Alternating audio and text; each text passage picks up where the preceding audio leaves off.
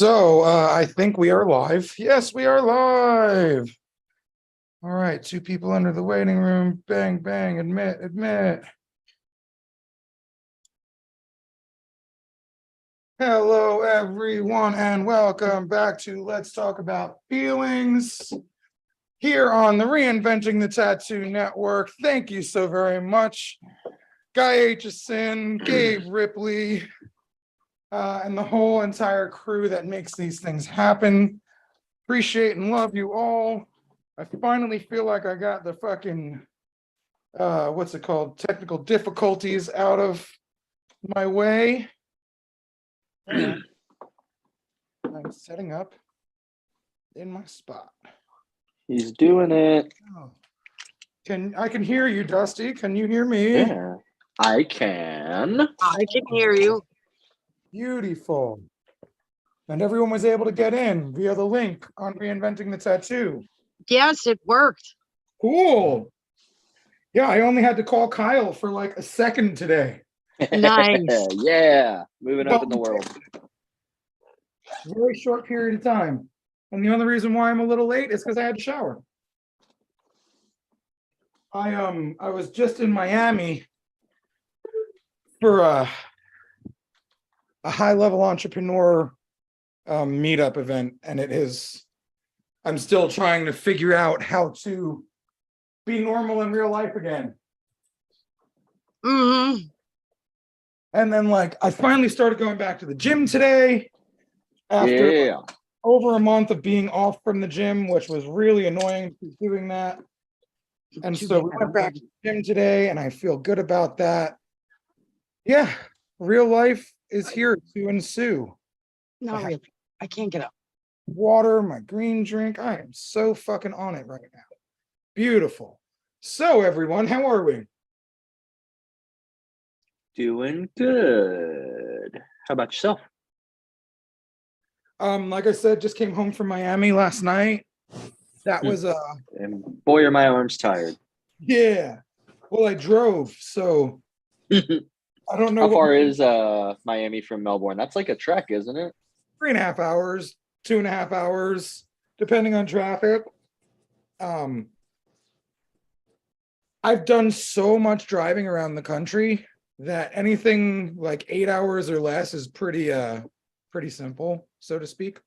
So four is my threshold. Like I can do a 4-hour trip fine. If it's more than that, like I'll do it, but I'm not going to be happy about it.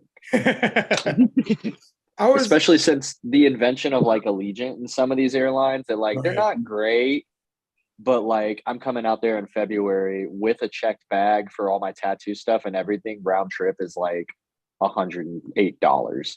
Which is ridiculous. Yeah, it's so cheap that if it's more than 5 hours, I'm just like, fuck it. I got $30. I'll fly. Dude, the last fucking trip I made to Ohio to officiate that wedding, fucking tickets were like $700. Oof. Who'd you fly with? I don't even remember. I just remember getting butt fucked and feeling really sad about it and being like, damn, I wish I would have fucking gotten my ticket way earlier. I'll see you both in February. Mm-hmm. Yeah.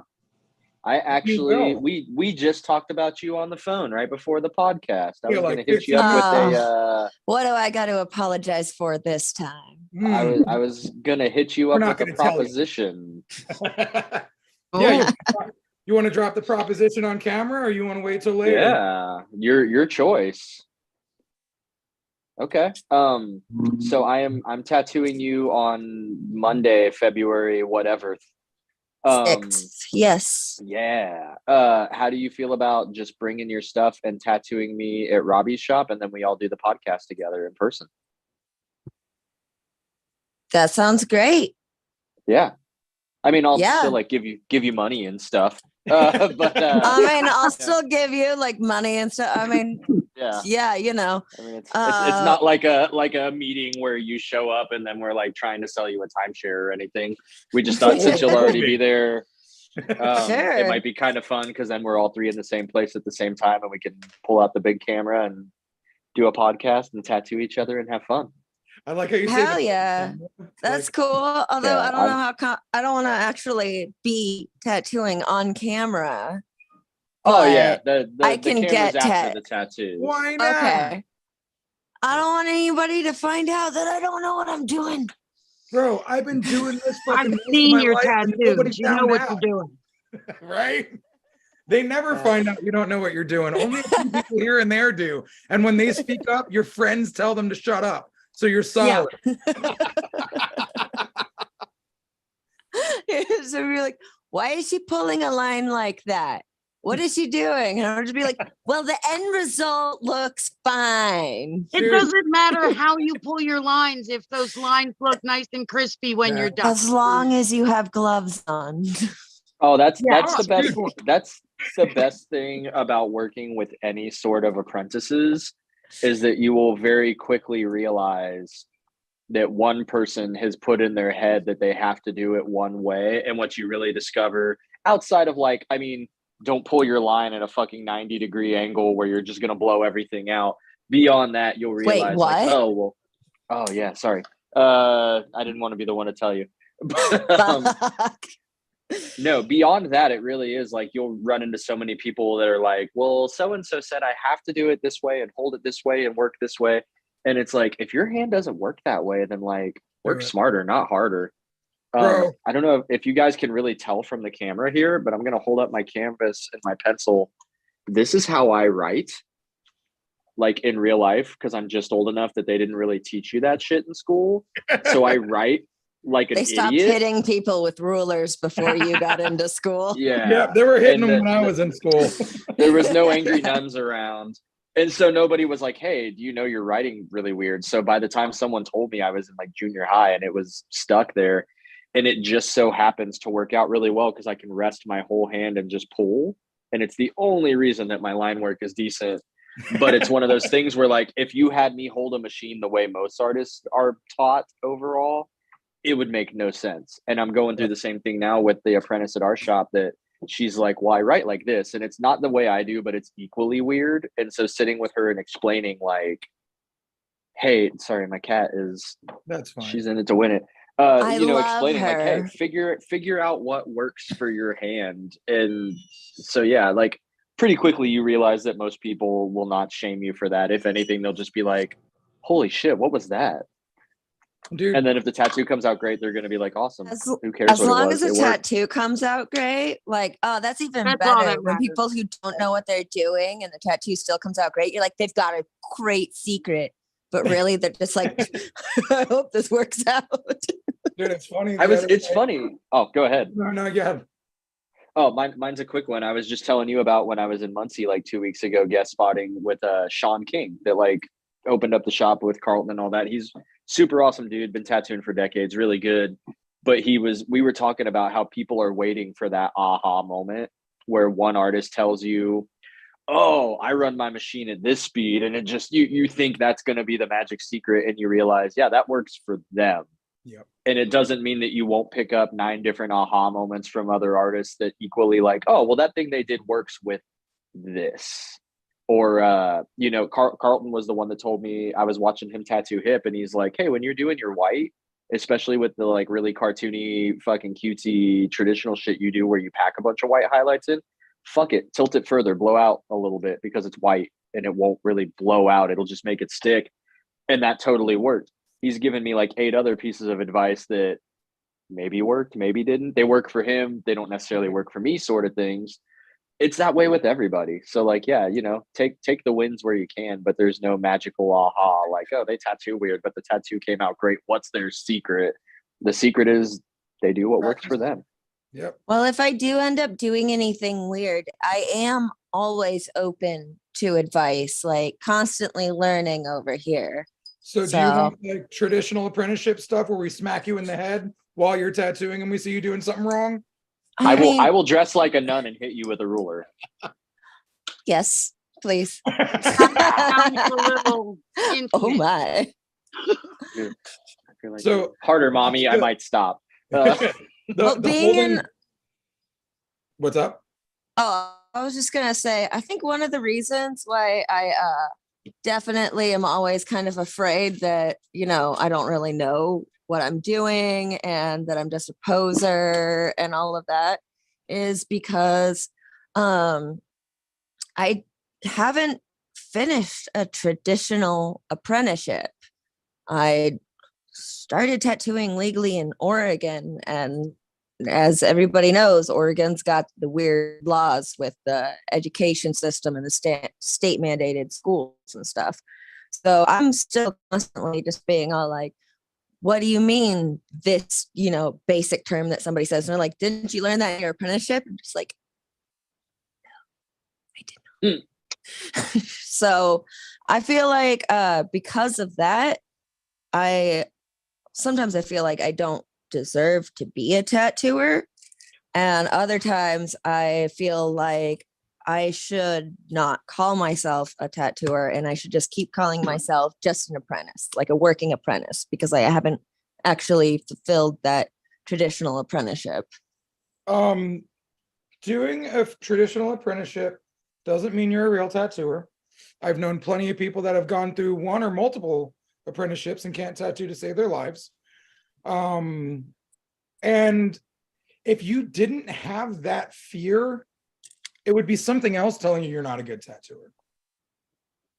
Like, your brain's going to find reasons why you aren't good enough and aren't worth being there. And your heart has to have the reasons why you are good enough and you should be there. Because the truth of the matter is, I've seen your work. I wouldn't be like, oh shit.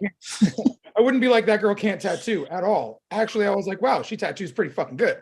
So like, doesn't matter what you don't know. Like, I could roughly tune a fucking coil, and I started on coils, but like, I was never taught how to fucking tune machines or build machines. So like, am I not a good tattooer because I'm fucking not loyal enough to the coil, or I don't know how to fucking tune and build a machine? You know what I'm saying? Like, you just laughed at me because it's stupid. Just like that you're saying is stupid, but you don't realize it's stupid because you're like, fuck, I suck and they're going to find me out. And that's the definition of imposter syndrome, and you're living it. So here's your permission to be a real tatter. You can call yourself a tatter tot if you really want to diminish yourself. But either way, you're a fucking. God, I love diminishing myself. Our apprentice at the shop I'm at Royal Prevail, she's been apprenticing for a while. I think she's like maybe 20, 25 tattoos deep. I started calling her Tatter Tot after you said that on that one podcast like a month ago, and she like fucking loves it. How is Tatter Tot not more like well known? It's like, it baffles me that people don't know the term Tatter Tot. Like, I thought this was so fun. I thought this was what everybody called the new guy. I mean, I know a lot of you know, but I guess not all of us. But going back to what you were talking about holding the needle. So Donna has been talking about learning how to tattoo ever since we got together. And I've been putting a machine in her hand like here and there just to let her fucking get after it because it's funny and stupid. Finally, she decided, I really actually want to fucking learn how to tattoo. So I'm like, okay, cool. Let's make it happen. Well, she's worked around it for so long, like even back in Philly and stuff. It just makes sense. Right, exactly. And so she's a throw 'em to the wolves type of gal, which I can dig because that's how I've done everything in my life. So Thursday, before this last Friday that just happened, the 13th, she decided, I'm tattooing Friday the 13th, and I'm going to do apprentice tattoos. Thursday does tend to come before Friday. Yes. And so we went to the health department and got her tattoo license. So she's a licensed tattooer, which Florida's stupid, $60 and a fucking ID. Doesn't matter what state the ID is from. You don't dude, it's so dumb. Fucking, you can get, dude, Dustie has a year-long fucking tattoo license because he's like, oh, I'm coming to Florida more. And instead of spending 35 for a half a year or for a 2-week thing, I just spent 60 for a whole year. And that was at the suggestion of the health department. They're like, you think you're coming back again? I'm like, yeah. They're like, just pay an extra 25, dude. Yeah, dude. Like, okay. Do I have to fill anything else out? No. Yeah. No. Oh my gosh. Yeah. Okay. So, I thought the thing in Oregon was weird, but you actually have to have like 50 procedures, at least like 500 hours written down and Oregon signed up. Oregon is the worst, hands down. And worst is a loaded term because honestly, it Right. probably prevents a lot of probably the best. grody people from doing grody shit.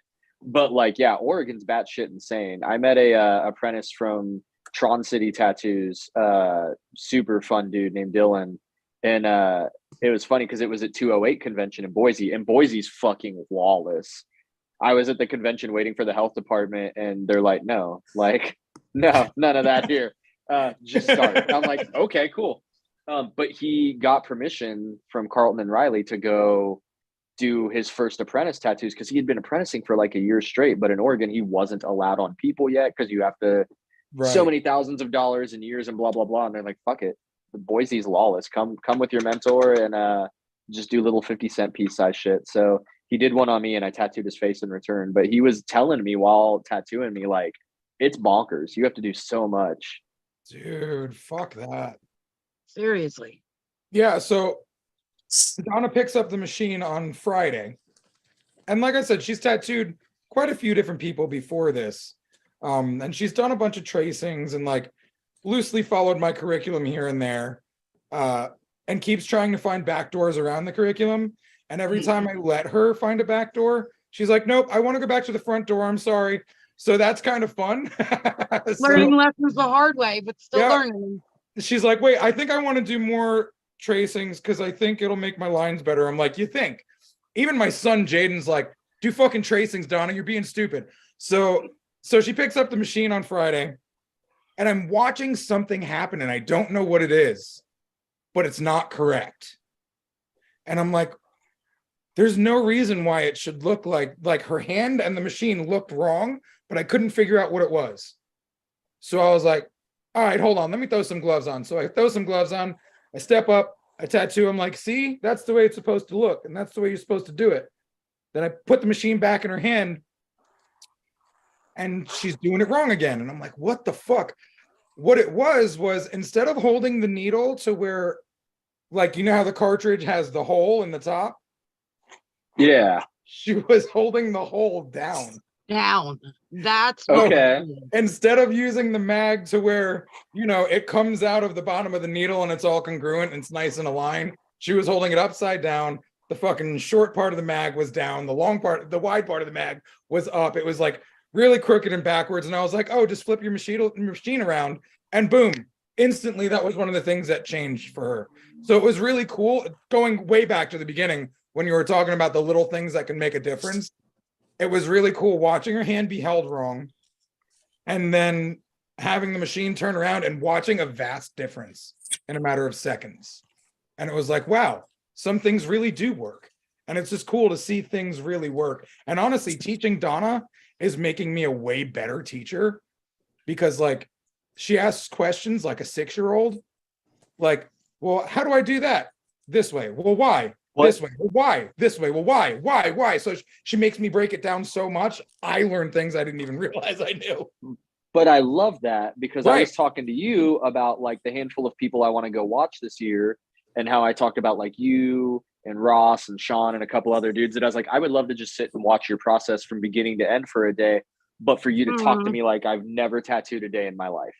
Like, explain it like I'm literally a stranger off the street that's like, what's tattoo? And you're like, yeah, here's tattoo. So- because I feel like people do learn so much better when you break it down to the basic elements, because like Medusa was saying, there have been times where, you know, no matter how long you've been at it, someone will use a certain term. And, you know, I've like the stipply illustrative stuff I have always known as stipple shading. When I started at this new shop, Will, one of the guys that tattoos there, he's a fucking beast with that stuff. He'll do this like crazy realism, pointillism stuff. He calls it pepper shading. Right. And I'd never heard it termed that way. And so like, I'm just like, oh yeah, nodding and like scrolling through Google while he's not looking. What the fuck is pepper shading? And I realized like, oh, stipple, and it looks like pepper. It's such a simple term. Right. That I'm the goof in this story, but I was just like, I've just never heard it that way. So if you break it down like a 6-year-old, you avoid so much of that like feelingsy, like that, like you were saying, imposter syndrome, weird feeling where you're like, well, I don't know that term. Am I a fucking idiot? Should I not be tattooing? Should I just jump out the window now? So no, I totally fuck with And that. I've had It's so just many like, of hey, those tell me like I'm a experiences. child. I've had So- experiences where I felt like I didn't know enough because I didn't know what they were saying, when really it's just, oh, that's dot work or that's pointillism. But they also call it pepper shading. Wow. Spirit, what's up, my man? How you be? Hey man, what's good? How are you? Good to see Spirit. you. And haven't Hey, fucking what's up, seen you in Amber? What's up, years, Vanessa? dude. I know. Hey, I know. Spirit. Hey, what's up? I saw you guys this morning. It was dope. What's up, Dusty? How you doing? TVM, Hey, how are homie. you? Yeah. Good. Yeah, man. So I've been watching y'all for quite some time, and I just decided to jump on, and so it's good to be here. I'm really glad that you have this show. This thing is definitely very necessary to do. Because tattoo artists don't talk about feelings, at all. Like, real. we're rough and tough, and but sometimes we definitely need to be able to vent and talk about our feelings. Talk about the true shit. So on that, as I was saying earlier before you jumped on, I was in Miami, and this coaching program that I'm in, it's a men's coaching program, and it's like high level entrepreneurs who want to do better with their life and so on and so forth.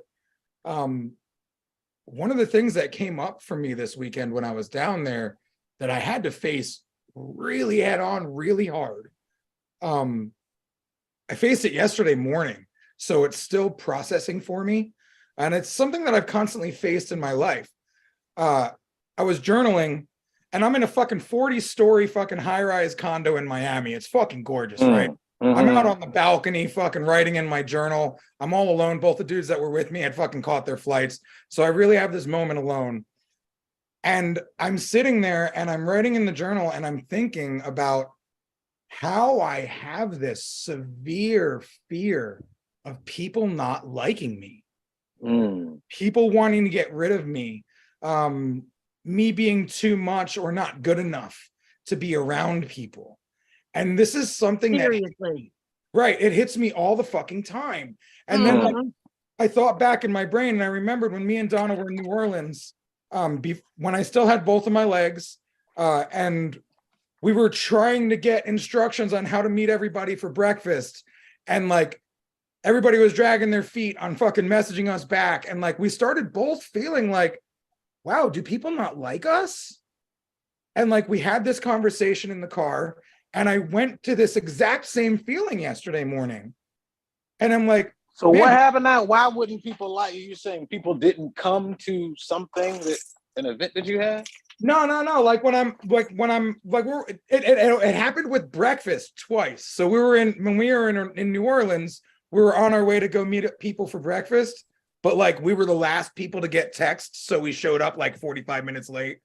Right. Oh, got it. And the same thing happened to me yesterday. And I had the same feelings of like, people don't want me around. Like, why don't people want me at breakfast? Like, and then you get to breakfast and I shared these thoughts with one of the dudes that was sitting next to me at breakfast yesterday. And he was like, man, that's really weird because you know what? I couldn't wait to fucking see you. And I was, okay. Right. And so like, I had to face this, like, this part of myself, and I'm journaling before I got there. I'm journaling and I'm fucking crying. And I'm like, what the fuck? Why is this so heavy on me? Why do I feel like nobody likes me? Like, why is this such a thing? And then I fucking realized, so my whole life I've been either overweight or in good shape, but more overweight than in good shape, right? So like, I started most of my life overweight. And so now that I'm an amputee, instead of being like, oh, people are going to think less of me because I'm fat, I'm like, oh, people are going to think less of me because I'm an amputee.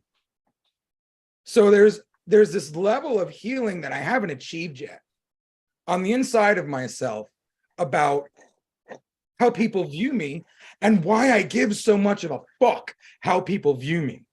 Right. And until I heal that part of me, or until I love that part of me to fucking health, it's just going to keep coming up and finding new ways. So, and the next it'll be, not because I'm an amputee, but because it's something else, or because I too much of something, or not enough of something, or because I say, like, no matter what, your brain is always going to find a reason why you're not good enough. Like Medusa was talking about with being a fucking an imposter tattooer, why you're not loved enough, why you're not appreciated enough, why you're not busy enough, why you're fucking too busy, why fucking people look at you that way, why people talk to you that way. Like, no matter what, until you make peace with who you truly are, you're not gonna be at peace.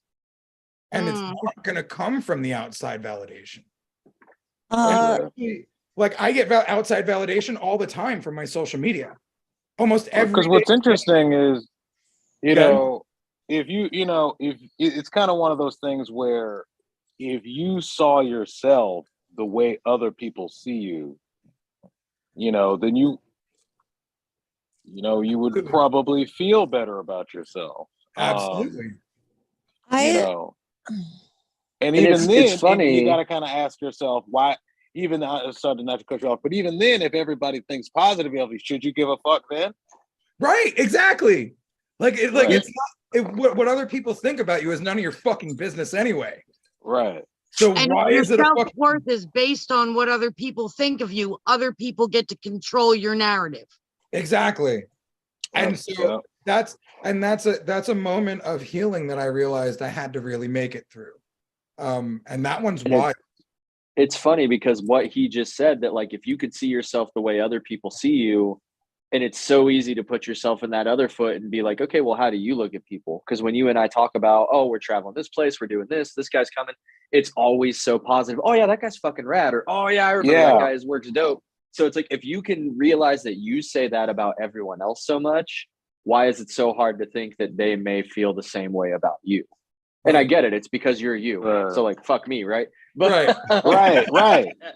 Well, dude, so Colleen that took the Magical Motherfucker course just messaged me yesterday, and she's like, hey, I had a dream last night, and you were helping everyone, and you were like supporting everyone, and you even helped a guy get a book deal. But when I looked at you, you weren't taking care of yourself or your opportunities. And I was like, wow, what an interesting reminder to not do that. Yeah. You and gotta it's like, pour into yourself. You gotta work, you gotta, you owe it to yourself, Absolutely. you are the most important person in your life. I mean, let's be frank. Yeah, absolutely. And the weird thing is, I do pour into myself. But how do I learn to love myself?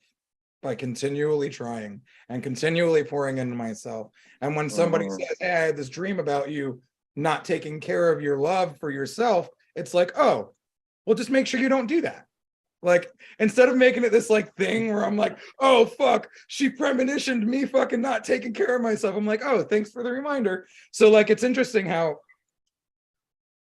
as I grow as a human over time, instead of falling apart when something like this falls in my lap, it's just a reminder to stay on course rather than getting scared that I'm not on course.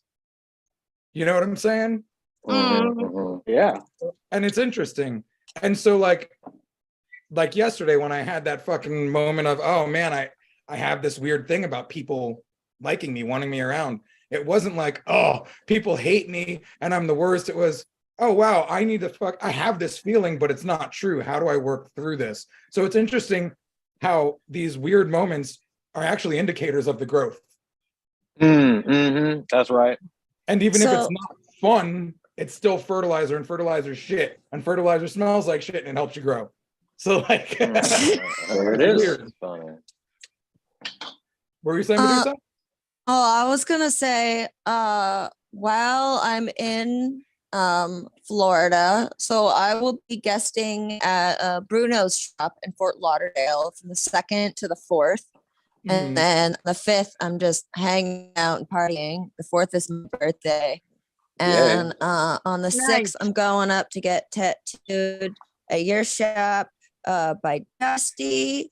And I was actually going to propose if we could all like go out to dinner, something afterwards or whatever. But like, I want you to know that I like you and I want to have food with you. And if I'm late to texting you, it's just a me thing, not a you thing. And and it was weird. So like, as I was going through shit yesterday, I was realizing Okay, well, one of my mentors in my life that I look up to, love and respect, when I started like a relationship with him, I had to work through, oh well, I don't feel like he wants to talk to me because he forgets to text me back sometimes until 3 days later, 5 days later. And it's like, this is a fucking thing that shows up in my life that has nothing to do with anyone else. And that's the realization that I'm finally starting to make. It's not that people don't like me, and it's not that I'm not likable. It's that I have this weird thing with myself that I need to grow through. And it's a really, like I said, that shit fertilizer thing, you know, like the shitty parts are just fertilizer, letting you know where you've grown to and what you need to grow to. And it's interesting finding my way through life. And it's been really weird for me because lately I've been sharing a lot more of the darker side of my life with the internet. And I've had a lot of people come up to me and be like, "Are you okay, man?" And I'm like, shadow work is important. Right. And I'm like, yeah, no, yeah. But like, I'd be this way without talking about it on the internet. Truth of the matter is, life is difficult for a lot of us on a regular basis. And I just want to talk about the truth. And I think that's one of the things also to help me stop worrying so much about what others think about me, is just fucking sharing my truth rather than the polished version, because the shadow work is very important. And how many people I've spoken to about this and said shadow work's important, and I'm like, oh, cool. Thanks for the reminder that shadow work's important. Thanks for the reminder that shadow work's a real thing. Thanks. What are some other tools that you guys have found are good for shadow work? Journaling, journaling, meditation, being alone, like literally just being by myself. Being comfortable being alone. Well, yeah, you get being alone and then figuring out the comfort there, right? But yeah, I mean, meditation, that's great. Speaking to people that understand or are a couple steps ahead of you in that aspect, getting confirmation from others that it is shadow work and not your defective bullshit. That's a big thing. Dude. Give me an example, if you would. If that's a big, let's unpack that. Okay. All right. So with me personally and the things I go through, the shadow work I do starts as my defective bullshit. So when I was sitting there yesterday on this beautiful balcony, you know, should be appreciating my life, crying and writing about, you know, my insecurities about others, I didn't fall apart and be like, I'm an insecure piece of shit. I let the emotions flow. And then I honestly looked at what it was that was going on. Okay. Right? So like, okay. While Medusa telling me how much she loves me and how fucking, you know, she wants to go share a meal with me and how that's, you know, how she wants to have a good time. And I appreciate that very much. And it touches my heart. But like, I need to realize that I don't need that from Medusa or anyone else, because I should be giving that to myself. And when Medusa gives me that, what's that? I said, ooh, burn, fuck you, Medusa. It was like, I give you a compliment and you just punch me in the face. Fuck you, Medusa. No, but seriously, like, while I appreciate it so much, but like, while I'm constantly looking around for that and hoping that's going to make me feel better, it's not going to make me feel better. It's going to give you a dopamine rush, but you know, but it's not what you need to. Yeah, you don't need my words to love yourself. Right, exactly. Yeah. And while I severely appreciate them and it's wonderful, but dude, if other people's words were going to make me better, it would have been done by now. Because for years, I've had fucking so many positive messages sent to me, whether vocally or in text. If it was what other people thought of me, I'd be clean. But it's something that I have to do. Such a trap. Because like if Medusa says that and that's what gets you through the day, that like, you know what, somebody likes me and they want to go get dinner and people look up to me as a tattooer. Like you said, sometimes people don't respond to texts for a couple days and it's nothing you did. We just all have our own lives. I had to text so many people on Sunday because we had like a super busy Saturday, like 8 walk-ins on top of our appointments, and then the Friday the 13th thing, and be like, hey, I am so sorry I vanished for 2 days. I've been working like 2 15-hour days. Right. If you're relying on her for that, then as soon as you are alone and you're like, I need that text from somebody today, and everybody's so busy with their own bullshit, it's so easy to take it as, well, nobody likes me, nobody wants to fuck with me, nobody wants to reach out. And in reality, they're all just saddled with their own problems that, like, you have to learn to not rely on that. And it's a dope, like you said, a dopamine boost. Like, it's such a, like, hell yeah, that was the icing on the cake. But like, you got to learn to have that cake prior. And that shit's scary. Like, go into a movie by yourself. That shit's intimidating. Dude, and I've done so much by myself due to traveling. Yeah. So I've done a lot of it. And now it feels great. And I love being by myself at times. I love traveling on my own. It's so nice. I'm starting that traveling journey. I actually I showed Spirit and Amber earlier, but I wanted to show you guys the thing I'm working on. Let's see it. Okay. Yes, snake food. What is it? Oh, I did see that. Dude, what the fuck is that a real ferret? No, it's so Petco sent me too much snake food. So I am making little friends out of the extras. And this guy I made, he's a ninja, and I made him a little gi. He's in the cheese clan. And he's cool. His name is Shogun Jerry. And I made all of his outfits out of felt, and he's got little size. And I made him a bunch of ninja stars, but I kept accidentally throwing them away or ruining them because I'm really bad with Sculpey. And right now I'm working on his little setting because he's going to be in the display case. And I made him a Tory for the background. And he's going to be like in there. And we got some moss to give him some grass on. And he's going to go in a little display case. Is this a hobby or do you sell these? I took a taxidermy class a few years ago, and then I did nothing. And then until like last week when Petco sent me too many snake food. So I was all like, wait, I know what to do with these. So you know what's funny on that? Something popped into my brain. How many times do you like prepare for something that you never execute until so much later? And then all of a sudden, like, wow, I didn't even have to study for this. It just works.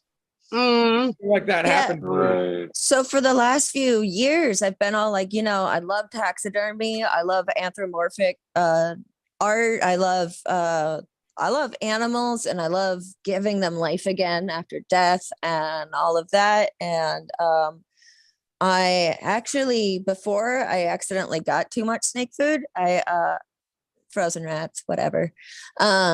I was feeling pretty bad because I was specifically thinking about all of my like taxidermy supplies and things I have laying around that I had always wanted to start projects with, but I never actually got the ball rolling, and that I wasted money on that taxidermy class.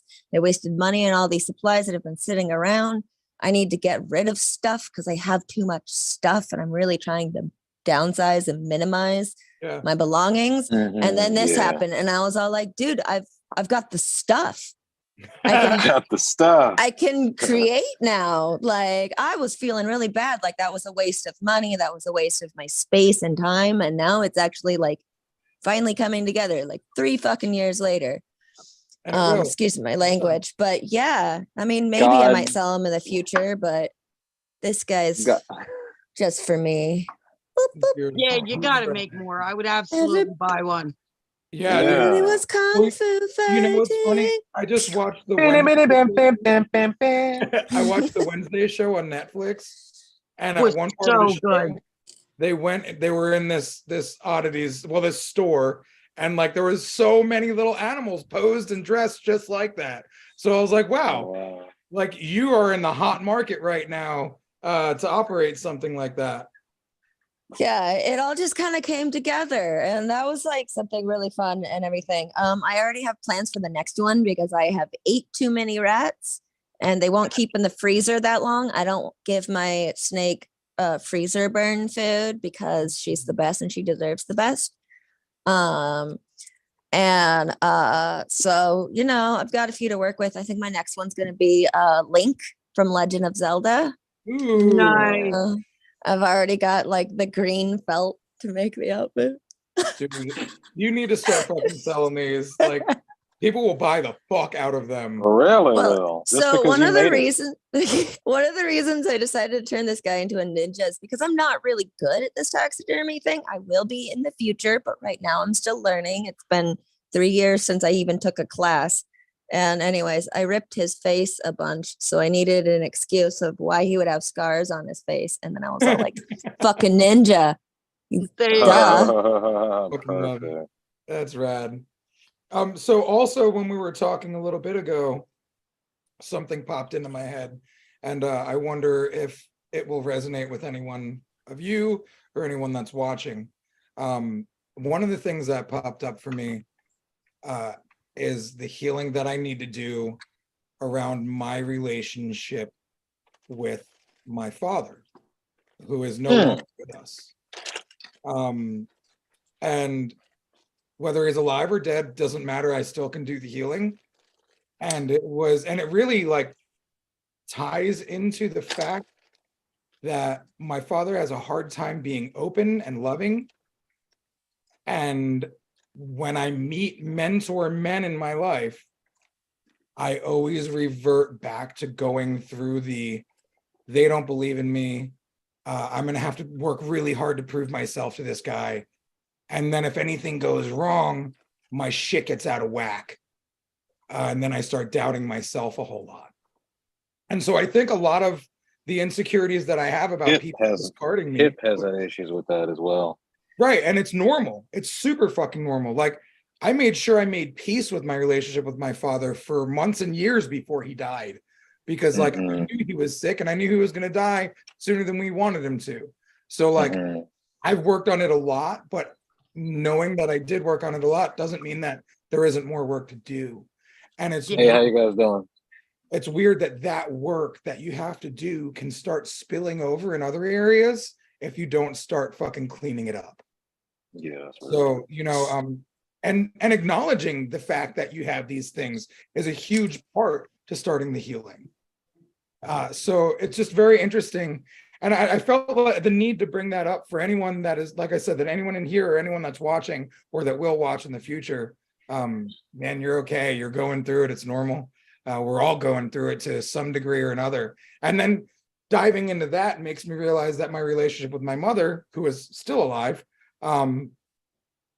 is also a point of damage from my past that I need to continue to work on and nurture and heal and grow through and grow from.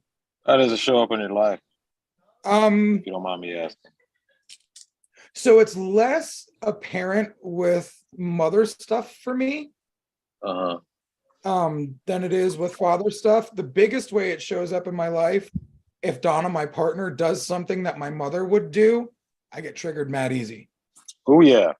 That's a big one. So if I bring up a business idea or just an idea and her first thought is, well, this could go wrong, I'm like, fuck, shut up. I don't need you to tell me that. That's my fucking mother talking. And it's like, and I'm having an issue with that as well. Right. Like my therapist pointed it out. He said that it's like you always have a tendency to think something's bad is about to happen. Right. And I was like, whoa, that hit me right in the mommy's boy. Your vagus nerve is responding to previous trauma. Yeah. Vagus nerve. Yeah, vagus nerve is responding to previous trauma and is triggered, and that's what gives you the sense of impending doom when maybe nothing is happening at all. Yeah, I'm always waiting for the other shoe to drop. Right.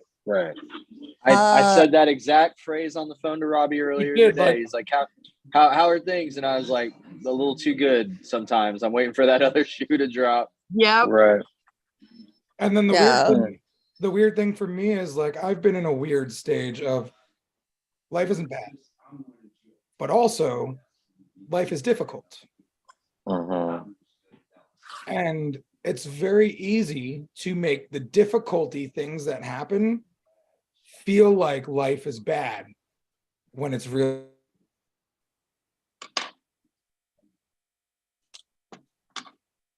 Oh no. Yeah. Fucking When Matrix it's got him. real, I was like, oh no. Tech gremlins got him. Oh He man. come back. Well, if anybody wants to revive their daddy issues, you can go ahead and watch The Whale. I feel The Whale. It's gonna make me cry, and I've got to wait till I'm ready for crying. No, that's a daddy issues movie, and I cried for 2 hours after I got home. Oh boy. But I also cry at everything: Folgers commercials, cute cat videos. Oh, goodness. Man, the movie that got me this year was Everything Everywhere All at Once. Oh, I just watched And that even one. That was good. even the toughest people I know were like, yeah, I sobbed like a baby at that movie.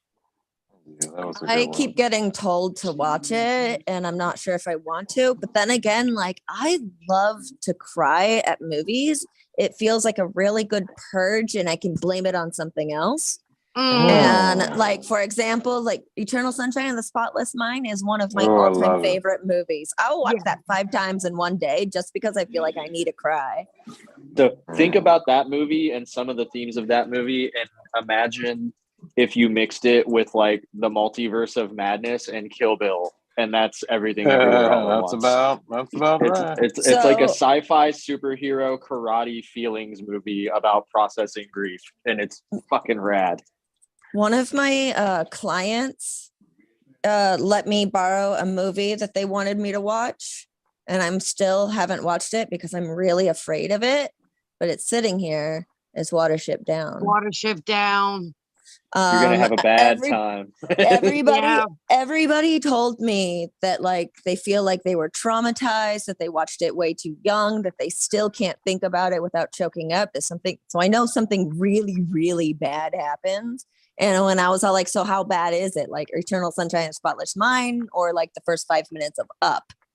Like, kind of like, what kind of scale are we talking about? And everybody's just been like, off, not on that scale.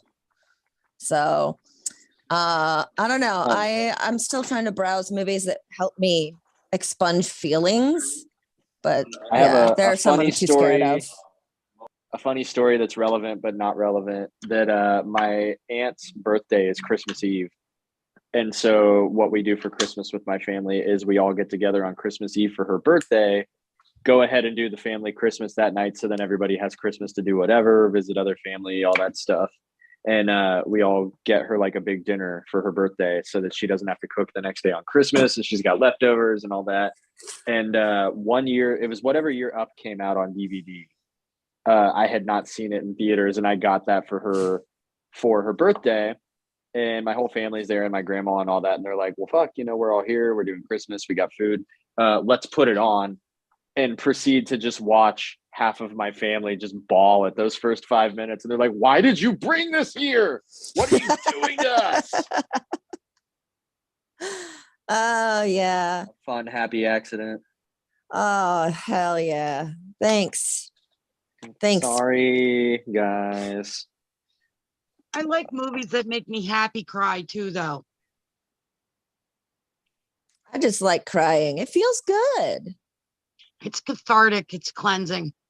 Yeah, like I don't like crying in public, but I like crying by myself at home. Like I always feel like it's a weird thing. I feel like it's pretty weird, at least, like that feeling of relief afterwards. And yeah, it really is cleansing.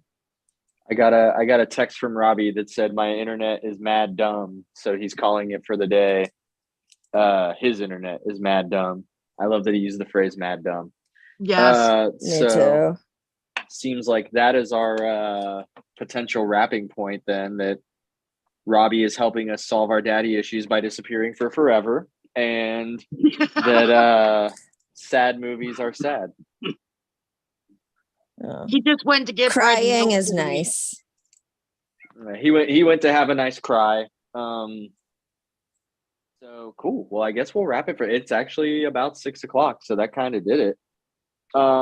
Since Robbie's not here to do it, I will thank Gabe and Guy and the whole reinventing community for letting he and I do this every week, and you guys for people that always show every week and just hang out with us, and it's super fun. Did anybody have any final words or plugs, or where are you tattooing, or what are you doing? Feel free to say cool stuff before we go. I'm glad that you guys do this. Thank you very much. It's very needed. And you guys can find me at Tattoos by Spirit on Instagram. And I hope you guys have a wonderful day. There you go. Right. Oh, kitty cat. Trying to hop up on my painting here. Medusa, Amber, anything? You can go first. Medusa. This is Shogun Jerry, and he says thanks. You can catch me, Medusa, at medusaslays.com or on Instagram at medusaslays with 3 S's at the end. Thank you guys for tolerating me today. I love talking about feelings and crying, so it's always good to see you. Okay, bye. Amber. I am Amber Morgaine. As always, you can find me on all social media sites under Amber Morgaine. And you can now find me as the new apprentice at Luxury Tattoos in Egg Harbor City, New Jersey. Cool. Well, I am Dusty Pitstick. I'm the weekly co-host. Mo Bunny, Mo Problems on Instagram. I tattoo in Dayton, Ohio at Royal Prevail. And you can find me in the near future at RadInk in Florida for a week in February. The Evergreen Tattoo Invitational in March in Oregon out at Josh Carlton's spot. You can catch me at Cleveland Villain Arts in early March. Probably a bunch of stuff from there. But I'm here every Monday, and you guys are always welcome every Monday. Awesome. Thank you for being here. I'll see you next Monday. Have a good day.